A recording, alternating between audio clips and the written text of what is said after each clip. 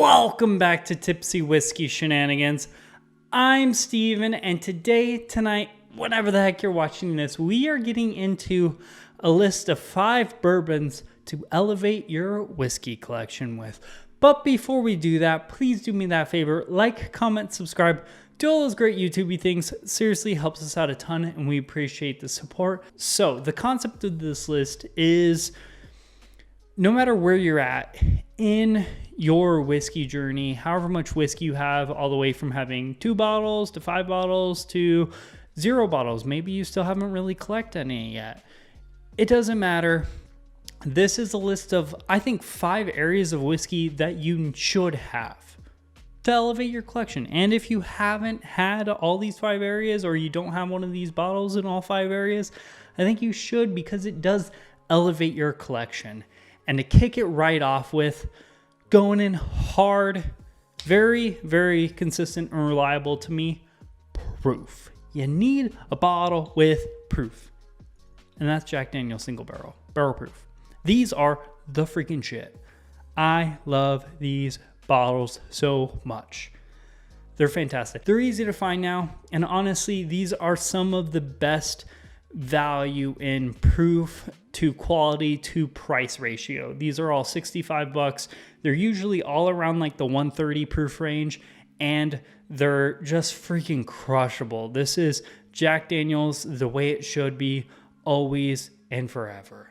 Like, this is honestly, after trying the Jack Daniel's single barrel proof, I will never go out of my way to drink any other Jack Daniel's unless if it's one of their special limited releases or something like that. Like, this is how Jack Daniel's should be. I mean, also Triple Mash and Bonded are pretty awesome for the price. But this, if you're looking for proof, you can't go wrong going with this bottle. That being said, just in general, the concept is you need a bottle with some proof. You need to try whiskey straight from the barrel. Nothing watered down, because whiskey straight from the barrel, it's just something else. You need to experience that, and that will elevate your collection if you have something where you can be like, hey, I want something that's gonna pop my top, blow my lid a little bit tonight. That'll get you where you need to go. Then following that, another one close to home, very foreseeable. You need something freaking finished. You need something finished. For this pick, I'm going Doc Swinson's Alter Ego Triple Cask. It's sourced MGP whiskey, finished in 2 different barrels, blended together to make like a sub 100 proof, crushable, finished MGP blend. And it's fantastic. MGP finished whiskey is the best, and I think you need a finished whiskey in your life, preferably sherry or cognac. Those are like my 2 favorite finishes, but that one recently has been just crushing it. It's not a weird single barrel. That should be obtainable for most people, so I strongly encourage you, pick that up. It's a freaking amazing finished whiskey, and you need to experience something that's finished. Maybe sherry and cognac isn't your favorite finishing, but there's so many other finishings out there. I've finished port, finished in Pinot Noir, other things that aren't even wine. I have something that's finished in freaking tequila. I have something that's finished in gin barrels. That one's wild and weird. But you need something that's kind of finished, because that explores a whole other realm of whiskey that you don't understand and you don't get if you just buy normal basic single barrels or blended whiskey. You need something that's finished, because that opens up a whole new world of what whiskey can be when you finish it in new/different casks. Or even double oaking. Double oaking is still finishing. Different kinds of finishing, and I kind of put them in separate categories. But even a double oaked product, you need something that's finished. And then to follow that one up with, you need a single barrel.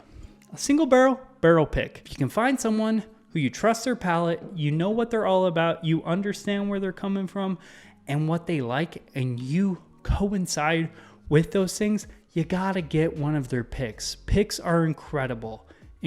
So if you can find someone's palate, I can, like, you know, I've been buying Storytime picks, freaking the Bourbon Wrenches picks, a lot of local picks, the Bourbon Junkies do a lot of picks. There's 1,000 different, especially in WhiskeyTube, there's 1,000 different like Patreon accounts that you can join to do picks, and they're all incredible. So just find someone you trust to pick from, or a local store. It doesn't need to be on WhiskeyTube, but find someone you trust their palate, get their picks, because those picks are going to be lights out compared to the stuff you can find locally on the shelves. Not saying all picks are better. Some people's palates are wildly different than yours, and they just won't coincide in the normal blended stuff much better.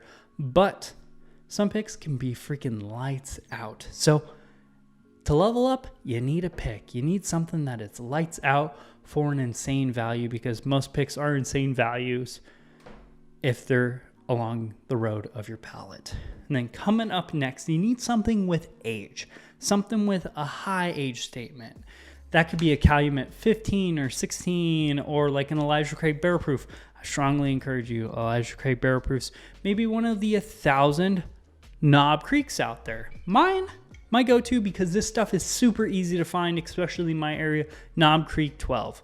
This is like a daily sipper. I mean, a $65 daily sipper. So not really a daily sipper for me because I'm not that rich.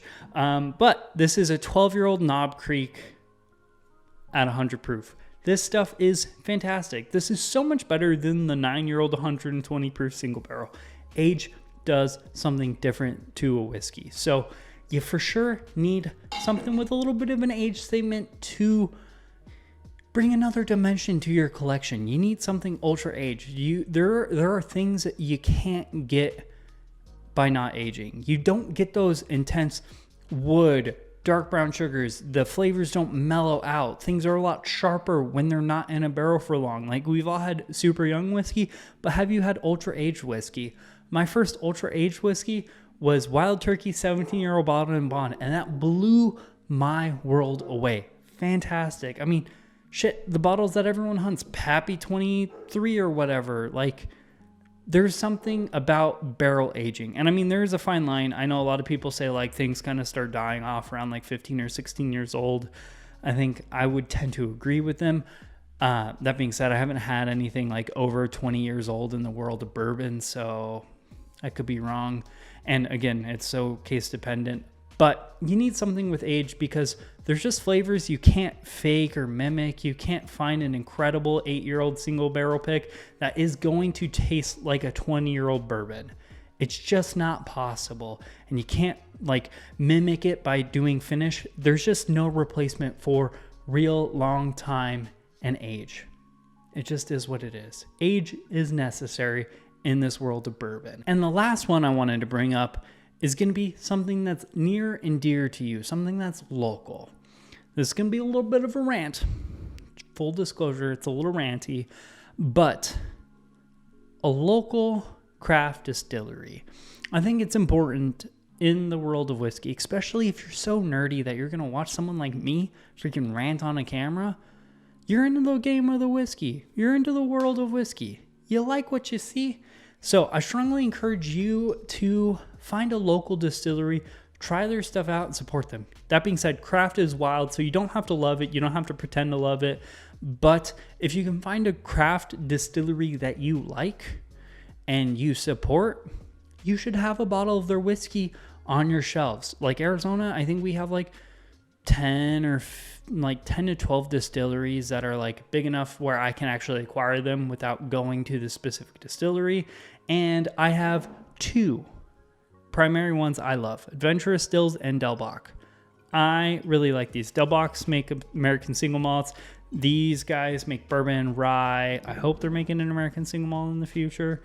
Time will tell. But essentially, support your local craft distilleries. That being said, that is a wrap for this video. Those are my 5 types of whiskeys that I think everyone needs in their collection in order to elevate their collection and bring it a step up. You may have 1 of these, you may have 2 of these, you may have 3 of these. Shit, you may have all 5. But these are just my general ideas of what you should need in your collection in order to elevate it past like I just have a huge collection of Wild Turkey, because we all start somewhere. I started off with a huge collection of Old Forester products and Wild Turkey products because, well, they're my cornerstones. They're my cornerstones. But please do us a favor, like, comment, subscribe. Let me know down below what you guys thought about my video idea. Let me know what you guys thought about my concepts. I know there's a lot of different bottles that you can buy or different types of whiskeys you can buy. I didn't even scratch the surface of unattainable, hard to acquire whiskey, because that's a whole nother thing. You would need to elevate yours, but these are just easier to elevate without going too hard in the paint. Also, check us out on the Facebook, Instagram, and the Patreon. The links for all that stuff are down there below. That's a wrap for this video, folks. Cheers. We will see you later.